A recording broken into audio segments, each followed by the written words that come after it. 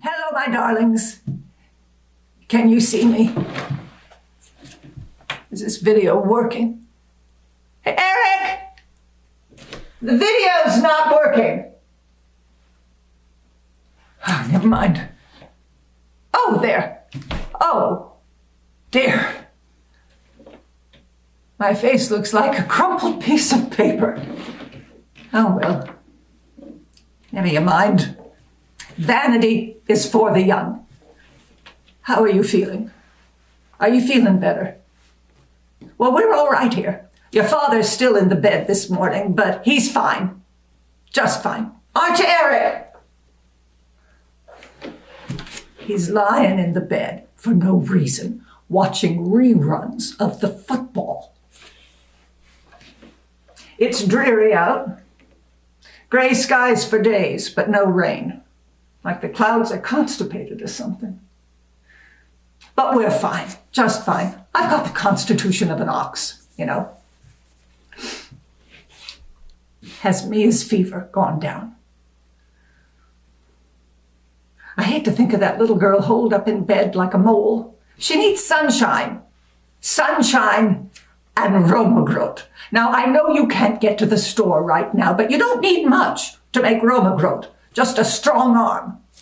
You used to always have a strong arm, you know. That's why you were so good at softball. Good Scandinavian stock. Now, whenever I was sick, your grandmother Benta made Romagrot.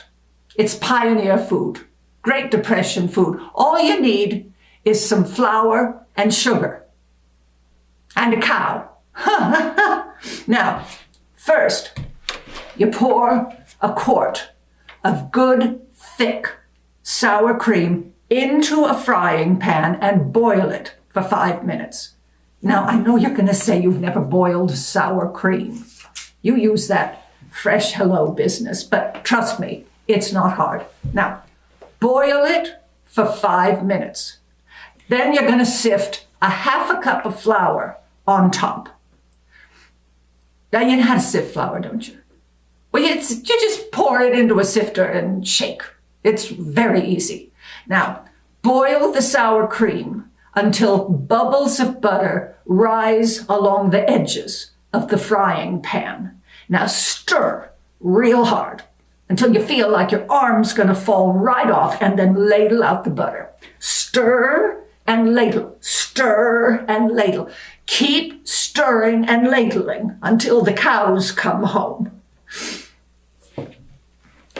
Your face used to turn red as a radish when you came down with a fever. Does Mia's face do that? I wish I were with you. Maybe I'll drive down there when this lets up. There's nothing worse than nursing a sick child. It's like having a wolf at the door. Oh! Did I ever tell you about your grandmother Benta and the wolf? Now, this is a true story. She was milking the cows when a gray wolf strolled into the barn. It's true, he did, and he was as large as a bear. Well, she froze right up, all alone in the barn with the cows and a wolf as big as a bear. Well, then she noticed that this wolf had something in his mouth. It looked like a large bone, like he'd torn up some lost little lamb, and he was walking around with this leg bone in his jaws, like a trophy. Well, he stepped towards her with this thing in his mouth, and she almost died on the spot. She did. He came right up to her and laid that thing at her feet. And you know what? It wasn't a sheep's bone or even a stick. It was her very own ladle. Well, that woke her right up. Thank you, she said to the wolf. I need that for my Romagrot. And the wolf looked back at her with his black eyes and nodded. Then he walked back out of the barn on his way. True story. So, you've stirred and ladled until you have a cream pitcher filled with fresh butter and a moist golden curd in the frying pan. Is there anything more beautiful than a golden curd in the frying pan? I think not.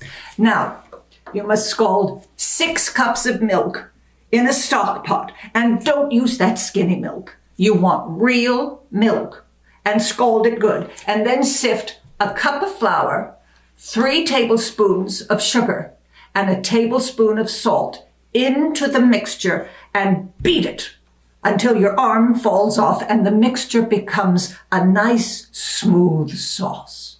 Then add the golden curd now and beat it hard for 10 minutes. Like you're beating the rugs in the spring.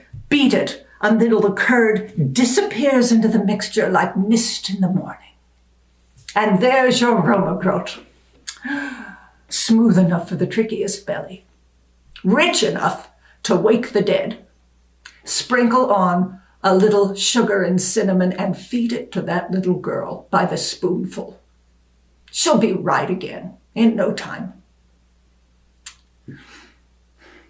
Scarcity is a gift, Grandma Benta said. I didn't understand that when I was young. Now, who wants to go without? Doesn't make sense. But scarcity shows you what matters, what you need. A cow and some flour, and heat. Now, how do I send this one?